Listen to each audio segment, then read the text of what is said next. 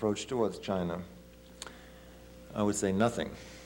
That is, I can certainly would say that as a bourgeois Westerner, I would find it a leap on my part to get into such a society where I was organized to that extent that I would spontaneously and with guidance or whatever be wanting to discuss Shakespeare twice a week or whatever our equivalent would be of the present discussions of the criticisms of the novel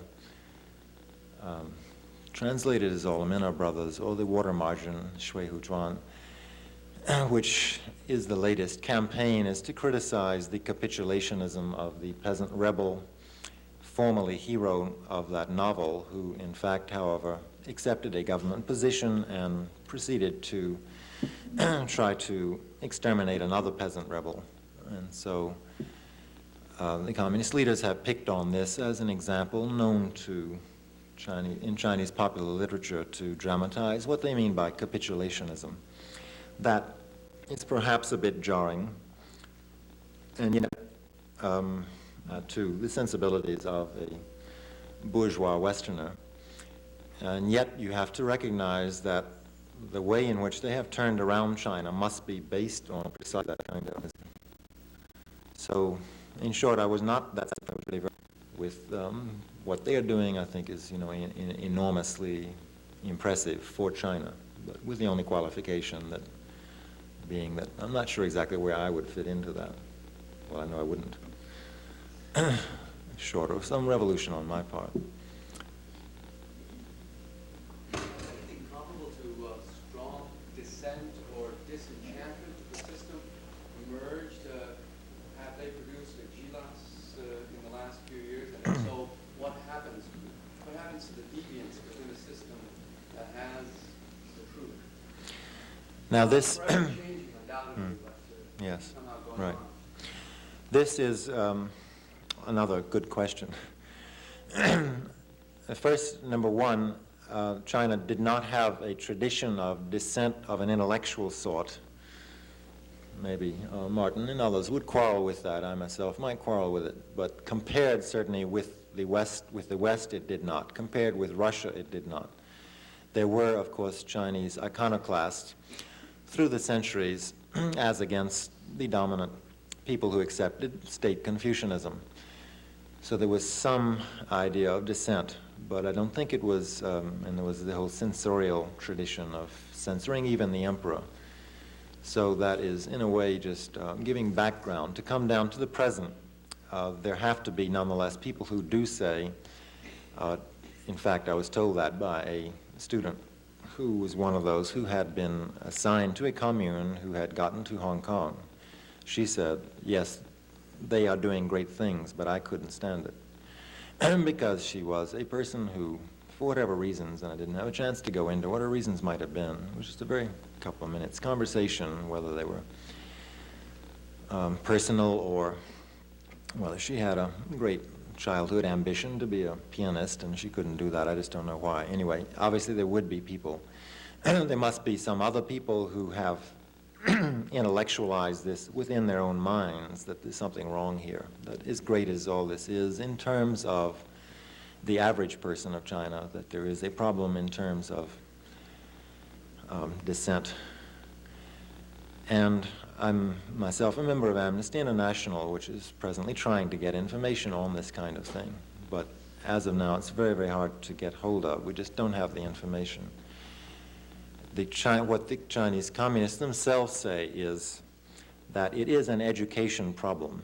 And they would, if they had hold of me, presumably say I could be educated, that you recognize that we are doing great things. I mean, that this system is doing great things, and therefore you just got to submerge your dissent to the great things that they're doing. So that is what they try to do with these people. And there is no one known as a, as a Gilas. There were some writers who were left-wing intellectuals under the nationalist who got criticized by the communists and who made some statements that were quoted in the Hundred Flowers campaigns and some later campaigns, which possibly were germs of the kind of more comprehensive criticisms that Gilas made. But that's all I can say from my knowledge. I was wondering, considering the vast popularity of the Chinese Communist movement, the way they were able to rebound from so many disasters, how it was possible for them to offer an ideology that, according to you, was one of struggle, which was so absolutely opposed to 2,000 years of Confucian tradition of harmony, and how they managed to get that accepted in this mass line policy of theirs. Also considering the fact that so many reformers before the Chinese Communists had tried to get acceptance of new innovative ideas. How come the Communists were so successful at doing that? Well, of course, the foreigners, the last part of your question, is easy to deal with. They could not because they were foreigners. There is, on that point, some interesting suggestive materials have been turned up showing that the highest proportion of communist leaders came from those counties that had had most missionaries in them. And another footnote along those lines is that Mao Zedong opened a Marxist literature bookstore in Changsha, which he rented from Yale in China back in 1919 or 1920. But anyway, foreigners could not do it, but of course that's not really the point of the question. How did the communists get such an ideology sufficiently down to the village that it helped them to recruit? In the first place, once more, I have overstated my case. For the intellectuals, for Chen Duxiu, I think for Mao himself, I think this core idea of struggle is the core. I mean, the idea of struggle with the environment is the core. But of course, what they would present to the peasants was, yes, you must struggle with what is bothering you.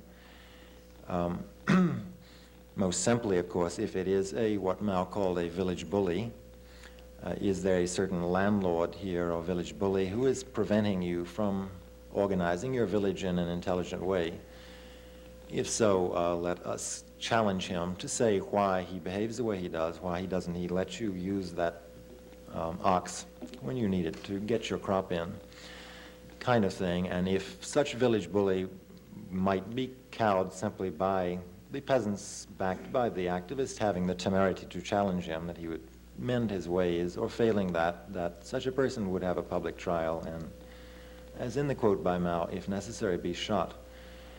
In terms of the part of Marxism, Leninism, Maoism, which simply calls for a dictatorship of the good people, let's say, over the bad people, that of course had a long tradition in China. So if they could come in and in concrete practice simply say, in your village, this is what's wrong in terms of the bad guys and the good guys, and let's give power to the good guys, then that answers your question in terms of that, I think.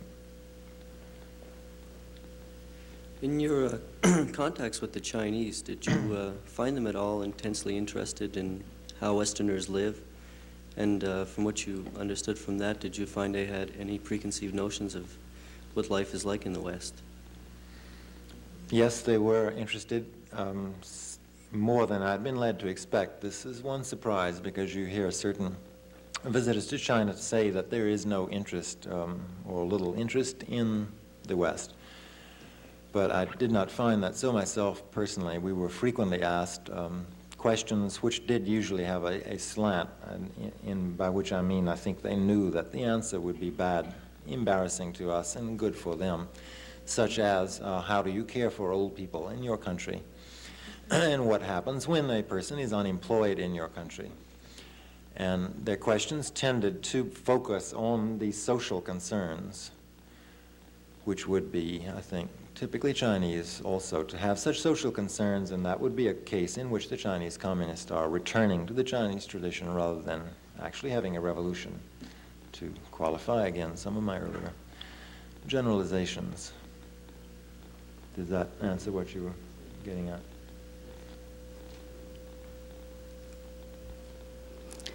I was wondering about an apparent contradiction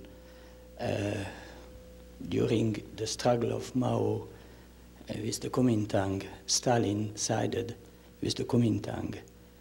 Yet, beside the pictures of Lenin, Marx, Engels, Lenin, when we were in China, we saw the picture of Stalin together with Mao.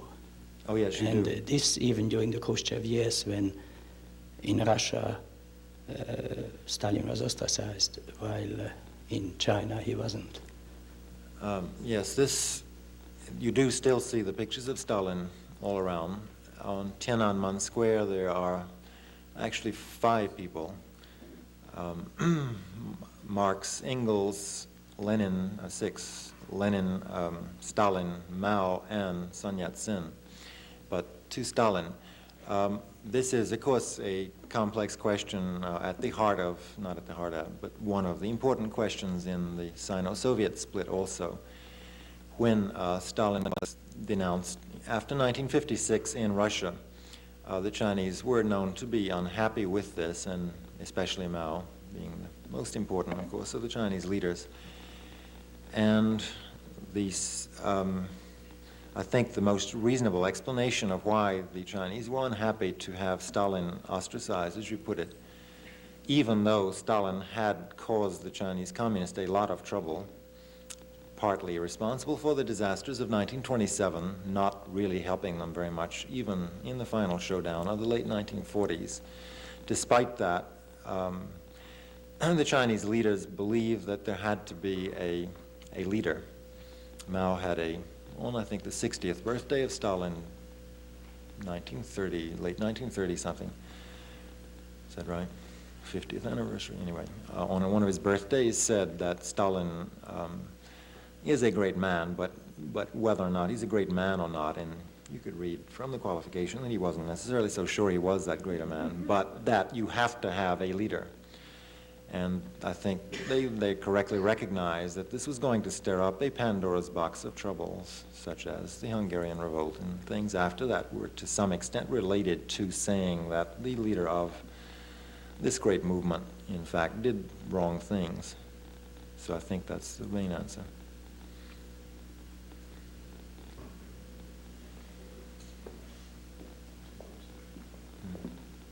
Professor Harrison, you've seized on 2 factors in the Chinese Revolution which are important in terms of a Western optic, important in terms of a Maoist position, whatever the differences between the 2 perspectives. Certainly ideology important, certainly organization as manifested in the mass line important, but not necessarily that important without being related to other factors. Presumably a revolution has something to do with transformations in the nature of the society, class relationships within that society, the restructuring of social relations of production, and so forth. And it seems to me that it's very awkward to talk about revolution, particularly in comparative perspective, without bringing those factors into consideration. It's not only the time span involved, it is that France moves from a feudal context to a capitalist context with the revolution being involved. It's that China moves from a particular type of society previous to the revolution to a society that's quite different after the revolution. Now, some features remain. China, in terms of geography, does move from that brown north to the green south. The peasant and the pole is still there, but the peasant carrying the pole is living in a different social world, even though his tools may be much the same tools after the revolution than he was before the revolution. That's correct. Where then are we in terms of a comparative perspective on revolution? Well, where we are is that we would need another hour to get into that, most simply. But the Chinese, I was going to say something about the proletariat and the peasantry, for example, in terms of some other things, and it would have fitted. And I was just thinking, as a matter of fact, that part of my introduction I would leave out the next time I try to give a version of this talk and have more time for such things. But just one thing on that. The Chinese proletariat was supposed to be about 1 million strong as of 1920. up to maybe, that means industrial factory workers, maybe 2 million.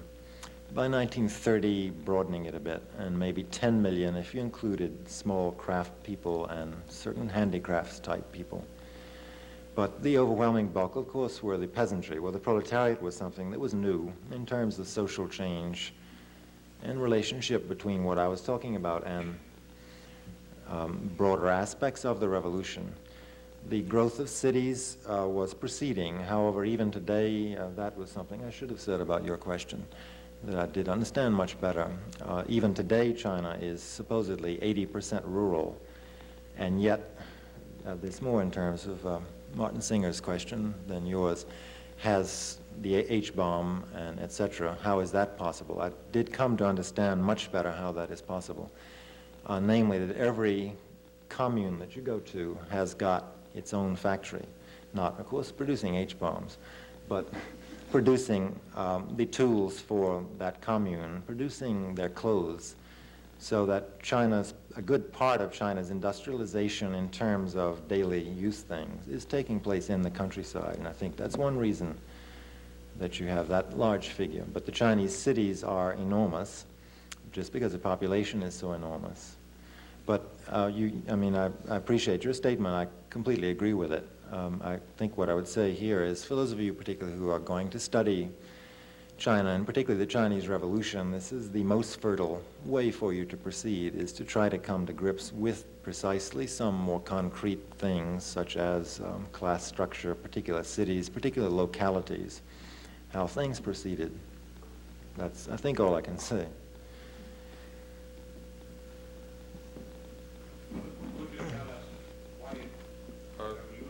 Before you ask this question, I just want to say this is the last question because we have to leave this room. So this will be the last one. Yeah.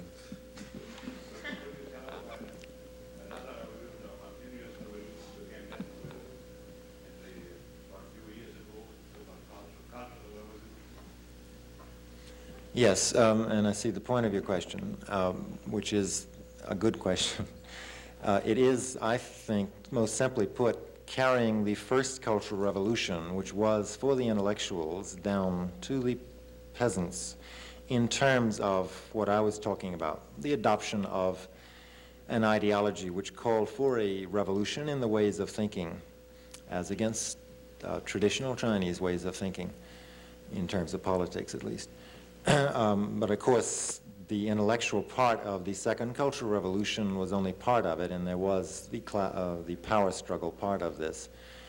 And getting into such things as, however, Mao's greater stress on the mass line, as against Liu Shaoqi and others' greater stress on organization, or what could be maybe called Stalinist methods of the Communist Revolution, as against Maoist mass line techniques.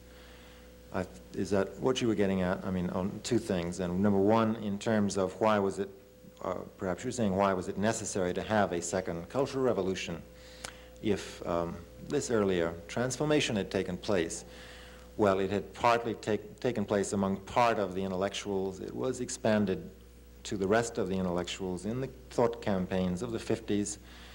And in the Cultural Revolution of the 60s, there was an effort, I think, to take this down to the Red Guards and through them and through everybody, down to the back, furthermost villages.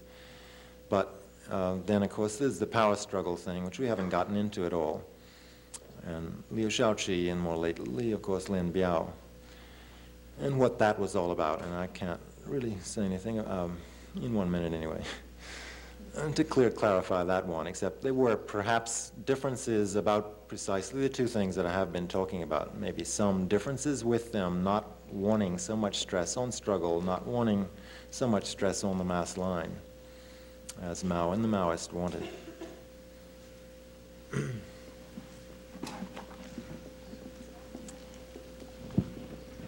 Well, may I invite you all to come up to the 7th floor through the elevators for the reception, and I think we owe Professor Harrison one more round of applause. Thank you.